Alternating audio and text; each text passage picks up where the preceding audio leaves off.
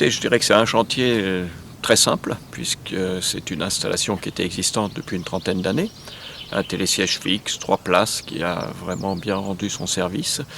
Mais il est évident qu'aujourd'hui, dans notre recherche de confort et de débit optimum, cette installation était devenue un peu vétuste au niveau de la sensibilité de la clientèle.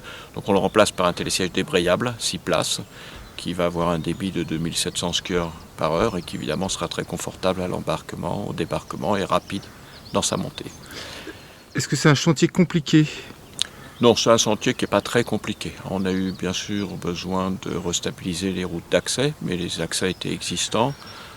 On a démonté facilement l'ancien appareil. On est entre 1700 mètres et 2100 mètres, hein, donc des altitudes qui sont encore très confortables.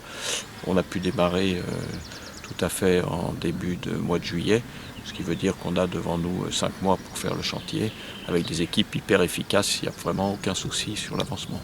Des gros investissements? Alors c'est un chantier qui globalement va coûter de l'ordre de 6 millions d'euros, hein, environ 5 millions pour le télésiège, et puis un petit peu de travaux de piste, un peu de neige de culture, un peu d'alimentation électrique.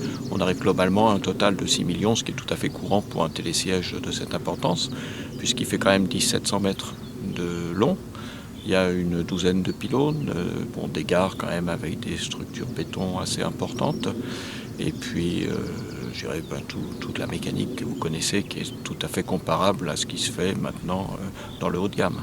Et sur les contamines, il y a d'autres projets de remplacement ou de modernisation? Alors sur les contamines, nous arrivons maintenant avec cet appareil à un taux de 80% d'appareils débrayables. Ce qui veut dire qu'il nous resterait, je dirais, 20% d'appareils non débrayables. On a en prévision, mais d'un délai de 3 ans, le remplacement d'un nouveau télésiège dans les mêmes conditions, hein, c'est-à-dire sur un tracé existant, démonter un télésiège pince fixe pour mettre un appareil débrayable. Ensuite, on en viendra à l'amélioration des télécabines.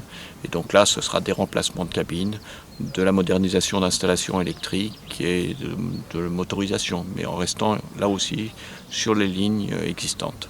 Au niveau installation, tout va bien. Voilà, on a une installation qui est tout à fait dans le haut de la gamme, si vous voulez, avec des télésièges rapides, avec des télécabines d'accès qui sont confortables.